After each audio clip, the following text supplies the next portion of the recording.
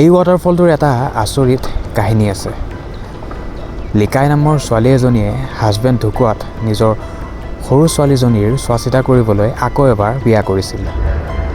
কিন্তু নতুন হাজবেণ্ডজনে লিকাইৰ আগৰ ছোৱালীজনীক ভাল নাপাইছিল আৰু সেয়েহে এদিন লিকাই কামলৈ ওলাই যাওঁতে নতুন হাজবেণ্ডজনে সৰু ছোৱালীজনীক কাটি মাংসৰ আঞ্জা এখন বনাই থ'লে আৰু লিকায়ে কামৰ পৰা আহি ভাগৰত তাকেই খাই পেলালে।